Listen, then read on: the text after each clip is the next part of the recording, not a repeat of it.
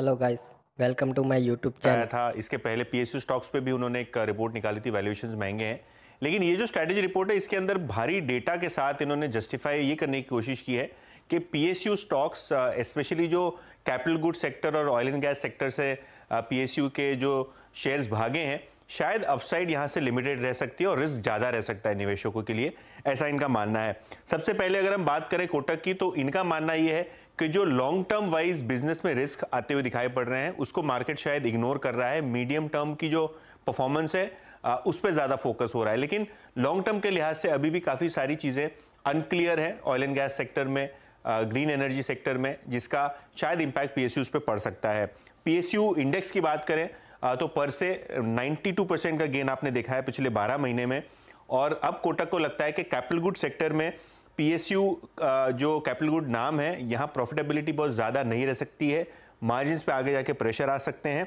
और अगर हम बात करें वैल्यूएशंस की, तो बीईएल यानी Bharat electronics, BHEL, Hindustan aeronautics, आपके स्क्रीन के ऊपर एक टेबल आएगा जहां वैल्यूएशंस अगर आप देखें 2019 में जब मोदी जी का सेकेंड टर्म था टू द करंट वैल्यूएशन, आपको चीजें महंगी दिखेंगी। बीएल का अगर हम ईवी एबिटा देखें, मार्च 19 में तो 9 टाइम ईवी एबिटा पे ट्रेड होता था, आज 24 टाइम ट्रेड होता है। बीएचईएल 9 टाइम ट्रेड होता था, लेकिन अभी क्वार्टर में लॉस है तो एप्लीकेबल नहीं है।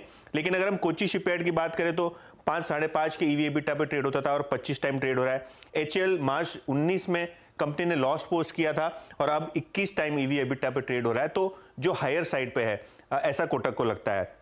अब यहां से मूव करते हैं पावर पीएसयूज की तरफ, जहां रिटर्न ऑन इक्विटी की जो प्रोफाइल है वो थोड़ी बहुत वीक होती हुई दिखाई पड़ रही है।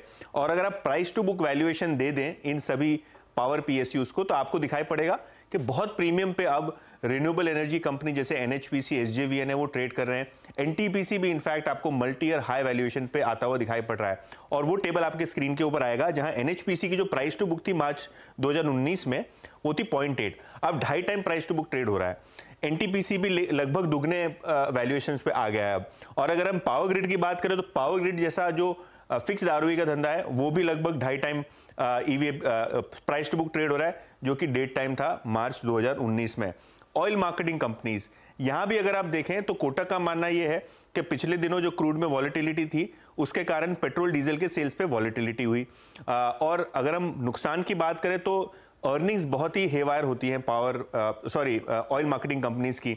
और अगर हम वैल्यूएशन देख लें बीपीसीएल, एचपीसीएल का, तो जो 2019 में इनका वैल्यूएशन था मार्च में, उससे 15 से 20% प्रीमियम पे ऑलरेडी सारे के सारे ऑयल मार्केटिंग कंपनीज ट्रेड हो रहे हैं। और अभी करंट वैल्यूएशन देख लें तो फॉरवर्ड बेसिस पे बीपीसीएल, एचपीसीएल और आईओसी, इन सभी के जो पीज हैं वो एक्सपैंड हो चले हैं। खास करके बीपीसीएल और आईओसी 10 के पी मल्टीपल पे ट्रेड कर रहे हैं, जो कि कोटक के हिसाब से काफी महंगे हैं। और आगे जो ग्रीन एनर्जी का ट्रांजिशन है, इसका भी एक बड़ा रिस्क मार्केट इग्नोर कर रहा है।